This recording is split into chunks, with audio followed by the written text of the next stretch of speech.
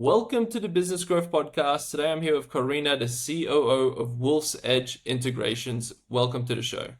Integrators, welcome to the show. Thanks very much. Nice to be here. So tell us a little bit more. What do you guys do at Wolf's Edge? Yeah, so at Wolf's Edge Integrators, we help CEOs and business leaders scale up, grow, and succeed. Okay. And then how did you end up here? What's been like the journey to getting here? Yeah, so I ran a SaaS business for about 23 years, working with a team, sort of multi-millions, scaling from concept, just the idea of building timesheets and project management. Ran that business and then successfully exited when we sold the business. And that business is still running today. It's called functionfox.com. Okay. And then what made you decide to then join up with Wolf's Edge and start working there Yeah. after that exit? So after the exit, I decided, what's next? And really wanted to help more than one company at a time. So with Wolf's Edge, I'm a fractional COO, which means that I help multiple companies at a time going into their businesses for a fraction of their work week. And being able to help multiple companies for me is the way to make a positive impact. Yeah, awesome. And then so tell us a little bit more, like what specifically does a COO do for a business? Yeah, so really it depends on what the business is looking for. Most of the businesses that we are working with are looking to grow or scale. They're looking to put the right people in the right seats. They may not have a leadership team in place. They may be missing certain objectives or goals. And so really we do a discovery call with them. We look at what are their needs, what are their goals that they want to accomplish, and then we set out a roadmap basically to say, how are we going to go from here to wherever they're looking to go to, and then accomplish those goals in a 12 to 24 month or more time frame. Gotcha. And then typically when you have these conversations and you're doing this research, what do you find is the key thing that's stopping most businesses from going from where they are to where they want to go? Yeah, it depends, but mostly it is people issues. Sometimes it's a finance issue. They just don't have the growth levers to move forward. So maybe acquiring funding, changing things in terms of sales revenue or marketing tactics, looking at the full strategy and saying, okay, what's holding you back? What are the blockers? Removing those blockers. Sometimes it's people, and then moving forward with them. And really, if you're inside the business, you're inside the bottle, as I like to call it, it's sometimes hard to read the label on the outside. So what we can offer is a fresh perspective. We come in, look at the business with no judgment, but just look at it as this is interesting. This is different than other businesses that I've worked with. You could do these 3 things or 5 things that would instantly increase your sales or your marketing tactics. And sometimes they need a fresh perspective. So we're there to offer support and help. Yeah, that's so true in terms of the fresh perspective, because often in times you just start doing things and then when someone asks, wait, why are you doing this way that maybe isn't the best way? And you're like, it's just, that's how I've always done it. And then having that fresh perspective can, be really beneficial. And then, so you said looking at the people, in terms of the people, is that like removing people or bringing in new people that you find? Yeah, so it can be a combination thereof. So sometimes we come in and they're missing seats on their leadership team. So we'll either up-level someone from within the organization. We may look outside the business for that, or we might restructure and we say, okay, you have one person that's running 2 seats. If we move that person over here, we up-level this person. That could be a way that we stretch it. Or we say, you know what, you really have no one inside that could do the level that we need to get to this sort of next level of growth. So it's looking for outside expertise that we might bring in either for fractionally or a full-time hire. And how do you go about finding the right outside expertise? Because I know a lot of businesses struggle with getting the right people in the business. So some of the businesses I work with, they have a recruitment firm or recruitment talent that they're working with. So sometimes we'll leverage that expertise. Where they don't have that, then I will do it or someone else on the team if they have that expertise. But typically, I've hired hundreds of people, thousands of interviews. So finding talent, we go through, depending on what the role is, to the most reliable sources for posting, sourcing talent, getting referrals from our network. We've got an extensive network with our group of fractional COOs. So we say, hey, we're looking for a sales leader in manufacturing. Who do we know that's really good? And sometimes we can bring in someone very quickly without doing a full interview process. Right. And when you are doing the interview process, is there like a specific character trait or something that you look for that makes someone stand out from someone else and then you end up going with them? Yeah, absolutely. So first it's identifying really what the job role is and the duties or the description of that role and making sure that it's right. Have they hired wrong in the past? Also looking at their culture is really important. So are you bringing in someone that is, ready to grow and scale, or are they coming from a really small company? So finding someone that fits the needs, the niche of the business, the culture of the business, and is really ready for growth. Typically, they're looking for a growth seat. So making sure that the potential candidate has the right mindset to deliver on what the company needs. Yeah, that's so true in terms of the cultural fit. I usually view it as it's kind of like getting a roommate because you're going to be spending most of your time with that You are. person.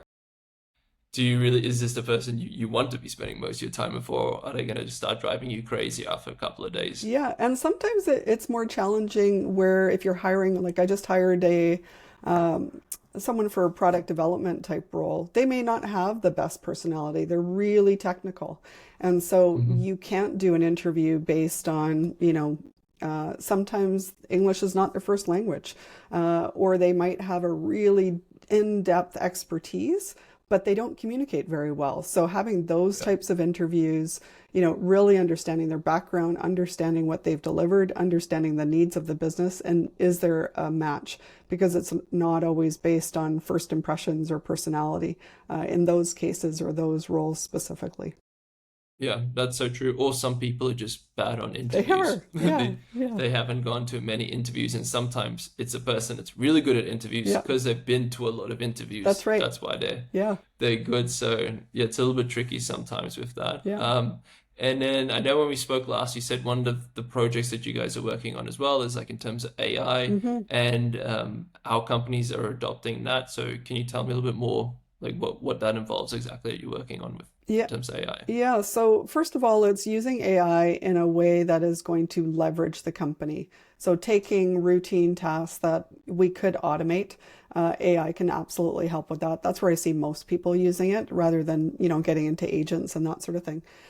When it comes to policies, really making sure that team members who are not as experienced with AI are not uploading, confidential information to sort of public or general use. So that is sort of the first thing that we put in place in terms of employee handbooks. And then it's using AI for each of the roles in a specific way. We were just talking about hiring, and I used AI to help, shortlist some of the candidates, taking the candidates that I thought were best and then taking their very technical resumes, putting that through AI, matching it against the job description. And it really takes the bias out. So it's not about sort of their background or their, where they're from or their ethnics. Like we always want diversity in a group, but really looking at their skill set and saying, okay, this is what AI has put as the top three candidates. I want to make sure I interview those. I've done that very successfully, and it's resulted in some great hires. Yeah. Okay, nice. Yeah, that's true. There definitely is a bit of human bias. Hmm. Sometimes I imagine when you're looking Hmm. through the different candidates, or maybe there's like one thing that you don't like, and then you view everything else as a little bit more negatively Yeah. because of that. So how about like what is it AI projects are you working on right now specifically?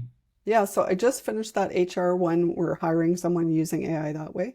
I'm working on an employee handbook for another company where, there's certain things that are typically in an employee handbook. This one is missing quite a bit. So I actually just took AI and said, hey, can you compare, this employee handbook that I know is really good to the existing one that they have. What do you think is typically missing for this particular state? It's a state I wasn't as familiar with, so just wanted to make sure that the laws are right. And then putting forward saying, here are 5 or 10 things that could be useful. I used to sit and type that all out and come up with a language myself. I find that AI has made that a lot faster. And then in terms of sort of how I see teams using it, it can be anything from, technical sort of background, sort of running scripts in the background that they normally would hand code. Or from a marketing perspective, it's going through, sourcing data or going through analytics in a lot more seamless way. All the way to customer service where they're using it to write, SOPs and ways that they can help their clients. Right. Okay. And then a question I always like to ask, let's say you could get a magical AI robot to come into the business and do like one task Mm-hmm. for you. What task would you get it to do now? I would love an AI robot to do all the office management stuff that people have to do. So like all the, grocery shopping and the things that AI or technical electronic stuff can't actually do these days, like at home, do your dishwasher, do your vacuuming and cleaning. Yeah. But we'll get there eventually. You have an AI robot, and so Oh that's yeah. pretty close.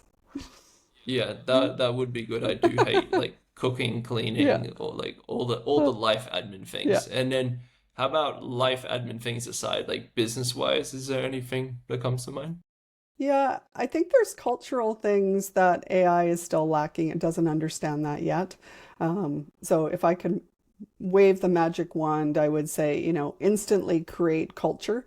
That's not something that you can do with AI. It can help, but I think that's still a very much a human interactive component that companies really need.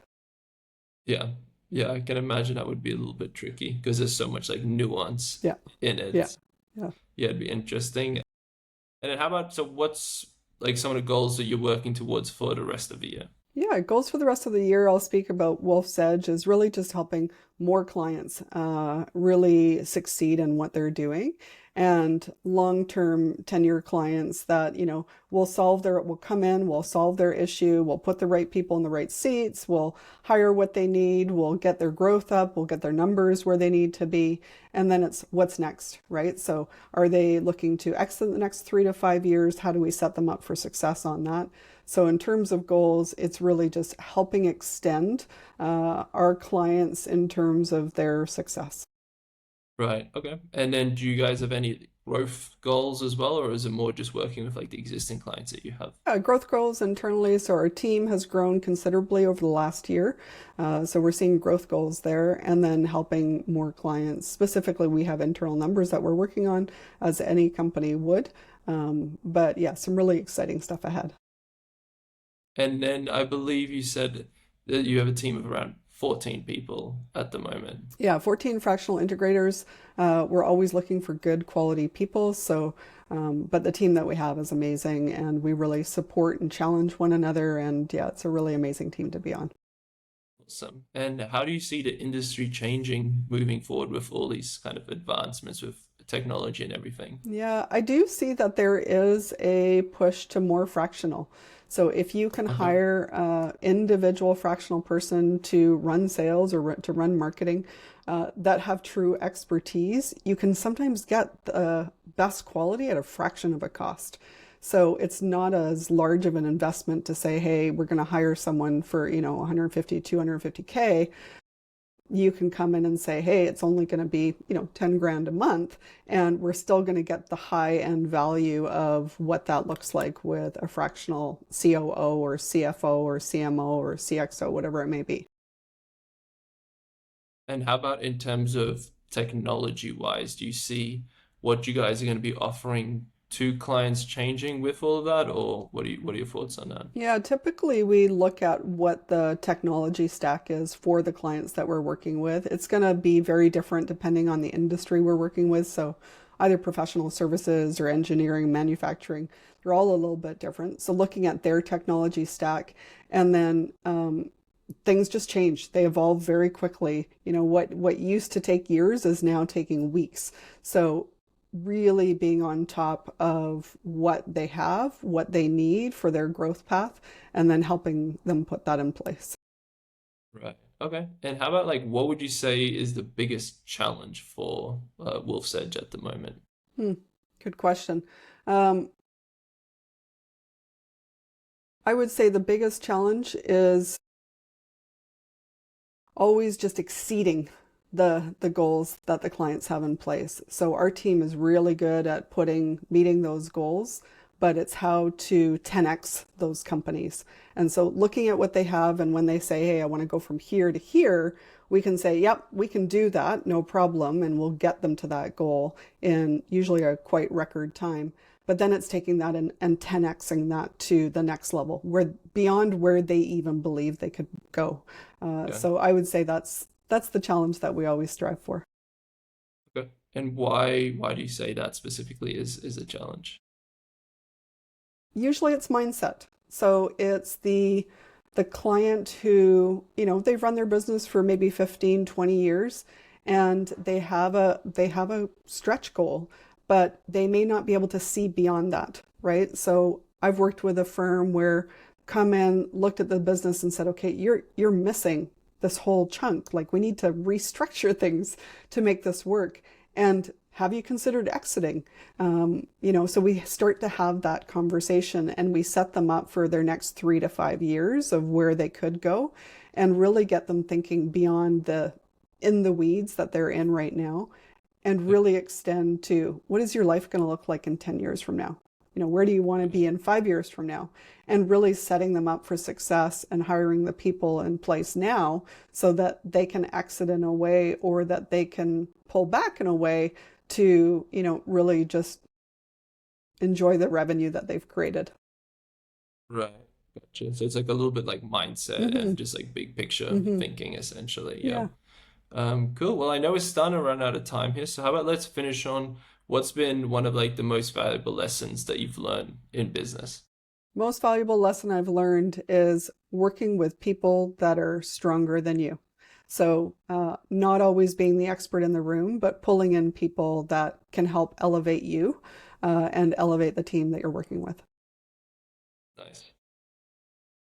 Where can people go to find out a little bit more about you and what you guys do? Yeah, so I'm on LinkedIn. That's the easiest, Corina Ludwig. And on Wolf's Edge, you can see our team on LinkedIn as well as wolfsedgeintegrators.com. Awesome. I'll include the links to those in the show notes below. Appreciate you coming on. You guys have been listening to the Business Growth Podcast. Until next time, keep growing.